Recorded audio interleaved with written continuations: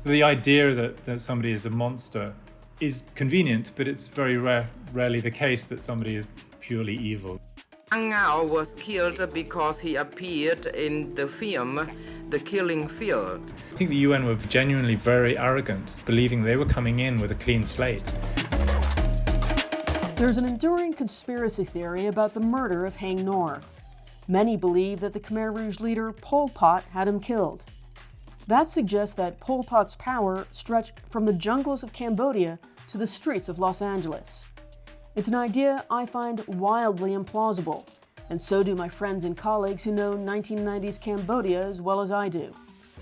The person probably most responsible for fueling that conspiracy? It was Kaing Guek Eav, better known as Comrade Duch. Duch was the head of Tuol Sleng, the prison and interrogation center run by the Khmer Rouge. He was put on trial in Cambodia's Khmer Rouge tribunal. That's where he spread the Pol Pot killed Haing Ngor rumor, one that had originally emerged at the time of Ngor's killing in 1996. Welcome to the second episode of Finding Comrade Duch, which is episode 10 of Who Killed Haing Ngor. This is a real-time and crowdsourced podcast in which we explore lingering questions about the murder and issues connected to the legacy of Dr. Haing S. Ngor. Best known for his role in the killing fields, Ngor was also a doctor, a political activist, and a businessman. I'm continuing my conversation with Nic Dunlop, the Irish photographer who found Comrade Duch in 1999. He wrote The Lost Executioner about the experience. His book has tense, dramatic moments, but it's also a very thoughtful chronicle of Nic's relationship to Duch's story, Cambodia's story, and the shades of gray between evil and the moral high ground. Once again, full disclosure, Nic Dunlop is a friend of mine. Comrade Duch was arrested by the Cambodian government in May 1999. 10 years would go by before the opening of the extraordinary chambers in the courts of Cambodia, the ECCC. That's the official name of the Khmer Rouge Tribunal. Comrade Duch was case number 1, the very first Khmer Rouge official to go on trial. It's November 2009. The voice you hear is a translator at the ECCC. If we talk about Pol Pot, he was the highest person. He really designed the theory and the line to destroy, to kill people heinously. I believe that Pol Pot used a kind of trick used by Stalin when he killed Trotsky in order to kill Haing Ngor and me and my wife. Luckily, I survived. Unfortunately, my wife died. Haing Ngor was killed because he appeared in the film The Killing Field. That's the quote that reignited conspiracy theories about Haing Ngor's murder. Nic and I both think it's utter nonsense. So he's had a decade to sit in his cell thinking about his story, thinking about his day in court, if it was ever to come. He would have thought about all of this stuff over and over again. He would have had lots of time to reflect. So I take it with a large dose of salt. I think the Khmer Rouge were too inward-looking to be that organized, to organize an assassination on the other side of the planet. I just don't think that's possible. Or at least I think it's highly unlikely. Here are some details from Nic's book, The Lost Executioner. Duch's wife was murdered and he was injured in November 1995 in a break-in at their home.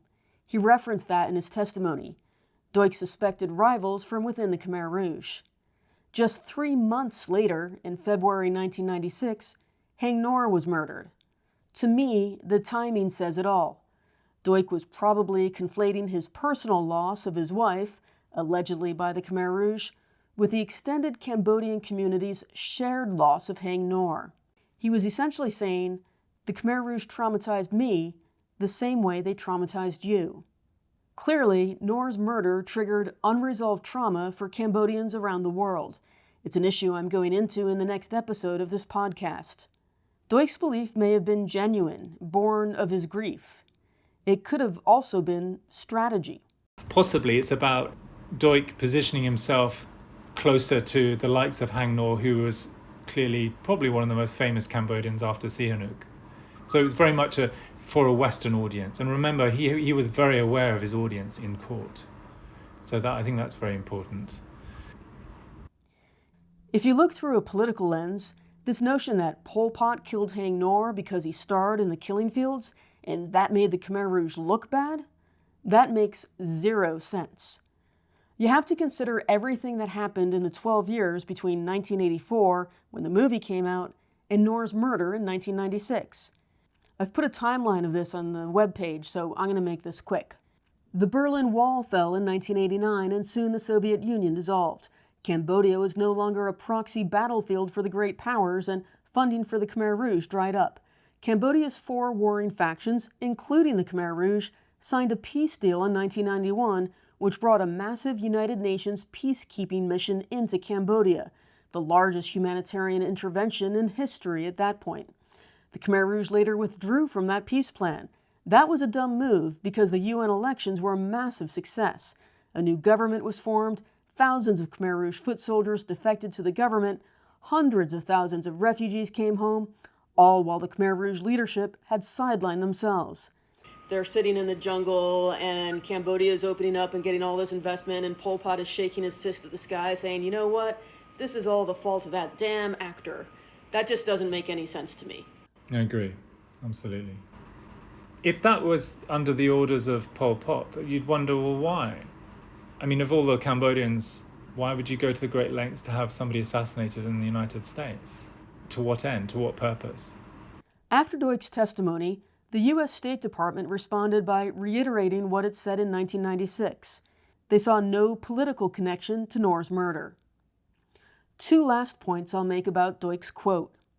1. The Khmer Rouge had their own propaganda machine, which was Khmer Rouge Radio. These were shortwave broadcasts that were monitored by embassies and news outlets. If Pol Pot hated Haing Ngor, we would have heard about it.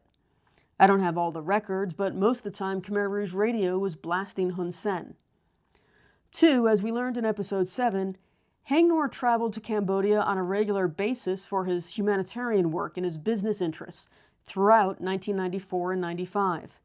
If the Khmer Rouge wanted to kill him, they could have done it much more easily in Cambodia. Los Angeles would just be so needlessly risky and challenging. Duch's quote was staggeringly implausible if you know all the context. If anything, it should redirect us to a more compelling question. Who would have the motive and the means to kill Haing Ngor in America? If you don't buy the robbery theory, and I'm not sure I do, there has to be someone else. The launch of the Khmer Rouge Tribunal was considered a real win by the international human rights community. The logic was that a genuine peace would never take root in Cambodia without justice. The Khmer Rouge had to face accountability. Certainly, Duch's story offers a compelling narrative to Western observers. He decided to come clean because he had become Christian? I think that has to be a central part of it. As I say in the book, central to any kind of Christian teaching is telling the truth and confession. And also, unlike Buddhism, the popular understanding of Buddhism is that in order to pay back your sins, you're talking about reincarnation. It can't be done in this lifetime. But with Christianity, it affords you forgiveness immediately. You can be born again, which is what happened to Duch. During his trial, Duch repeatedly read statements taking responsibility for his actions as head of Tuol Sleng. And he repeatedly offered apologies to the families of the victims. I'll put some links on the webpage. Nic attended the trial at length, and he was put off by the narrative that was developing around Duch. It was all about remorse and redemption.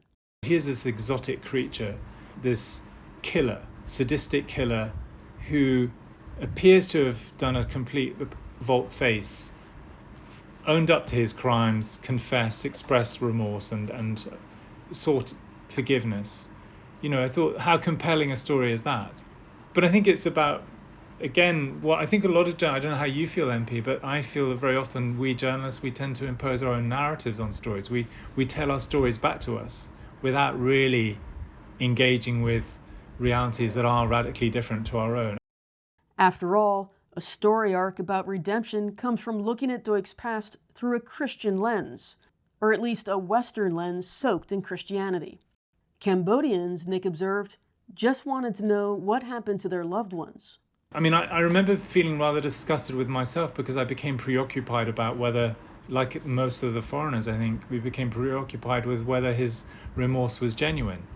And then when I put it to one of Cambodian who lost, I think, 2 brothers in S21, he said, look, I don't care, if his genuine remorse. I really don't care. All I'm interested in is he telling the truth? That's all that matters to me. And that sort of put me in my place.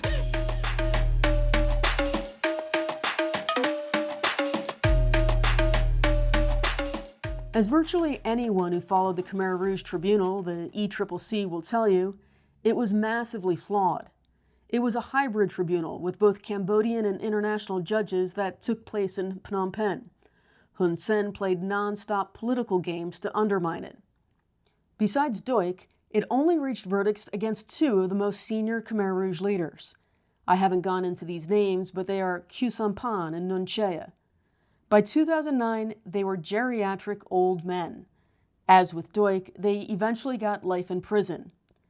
That took 16 years and $337 million. Many have asked if it was worth it. Some will disagree, but to Nic, the entire tribunal was mostly for the benefit of the international community. I don't know what the purpose of the tribunal was in the first place. I think it was highly political, which the people who worked in it, a lot of good people worked in the tribunal, but a lot of opportunists worked in the tribunal. And I think that a lot of civil society did their best to make the process relevant to ordinary Cambodians. I'm not convinced it was. To many, Hun Sen's manipulation of the tribunal was an indirect admission of guilt. He had been a Khmer Rouge regimental commander in the eastern sector, according to Human Rights Watch.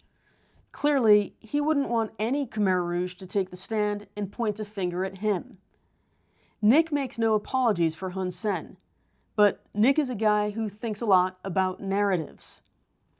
You see, after the Khmer Rouge were overthrown, they survived on covert funding from the US and China throughout much of the 1980s. They were even allowed to keep their seat at the UN for years. Hun Sen, meanwhile, had been fighting the Khmer Rouge since he defected in 1978, decades before the ECCC came along. And I think the UN were genuinely very arrogant, believing they were coming in with a clean slate, without really understanding that the UN has had a long and fairly grim history in Cambodia, and it's been involved in things that really the UN had no business being involved in, and being used very often by big powers behind the scenes. The man who actually brought the Khmer Rouge to the end, to actually destroy the Khmer Rouge movement, or can claim to that, is Hun Sen, not the United Nations. But the UN felt that they could walk in there and lay down the rules when the UN were used to rebuild the Khmer Rouge in 1979. So to walk in there, to say that, Cambodians are corrupt, Hun Sen is a former Khmer Rouge. I mean, the guy's, he is a product of his environment, certainly. I'm not defending him for a moment. However, we are not the guys in white caps either.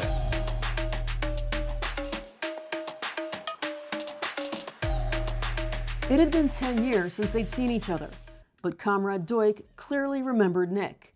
As the Khmer Rouge Tribunal went on, there were moments when both he and Nic caught each other's eye. And he peered through the glass, and he saw me, and he smiled, and then he went like this, sort of a US military salute at me, and I returned the gesture, and that was it. But, I think there was that one time, and then another time I was filing out after the proceedings for one day, and again he caught me, and I looked up at him, and I suddenly felt really intimidated. I thought, oh God, it's really unpleasant to be anywhere near this man. Not because of any sort of revulsion, but just he knew how to intimidate people. He was very manipulative. As I mentioned, and the YouTube links reveal, during his trial, Duch repeatedly took responsibility for his actions as head of Tuol Sleng and apologized to the families of the victims. When you think about it, Duch was confessing with an earnestness that he would have demanded of someone he interrogated at Tuol Sleng. He was trying to purge himself from his association with the Khmer Rouge. Who's to say if it was genuine, strategic, or a little bit of both? But here's a man who's just, a strategic thinker who had stayed alive. Even when he was at the heart of the Khmer Rouge killing machine, he managed to, operate and see, survive. I mean, he was a survivor as well.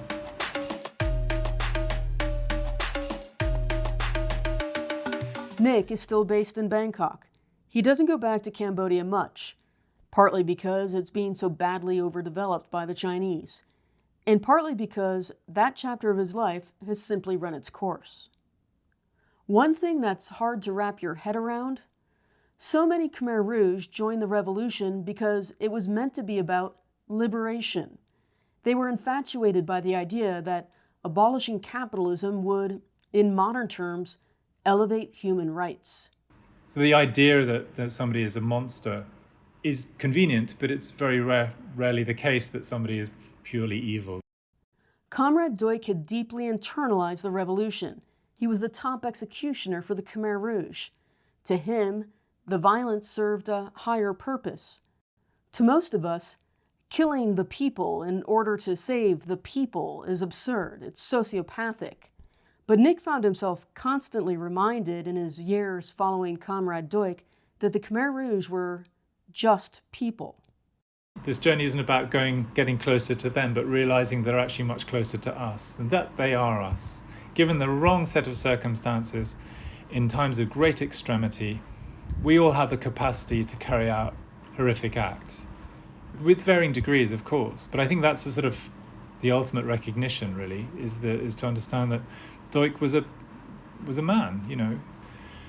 One of the things I learned also is that I think that compassion and empathy are things that need to be actively nurtured. That these are not traits that come easily to us. I think empathy is something you have to work at. And I think it's easy to obviously kill people if you reduce them to abstractions. Nic heard a rumor that after his conviction, Comrade Duch converted back to Buddhism. I haven't been able to verify that, so we don't know if he was resigned to Buddhist reincarnation or reconciled with the idea of a Christian afterlife, if that's important to any listeners. Comrade Duch died in September 2020 at the age of 77. Thank you for listening. In the next episode, we'll hear more about the unresolved trauma from the Khmer Rouge period that continues to impact Cambodians and the second generation living in the U.S. My name is MP Noonan. Remember, this is a crowdsourced podcast, an experiment in journalism. If you knew Haing Ngor personally and would like to contribute, even just an interesting anecdote, please get in touch. If you know any details about his murder you think are relevant, please get in touch. The best way to reach me is to email whokilledhaingngor@gmail.com. Haing is Haing and Ngor is Ngor. Thank you again.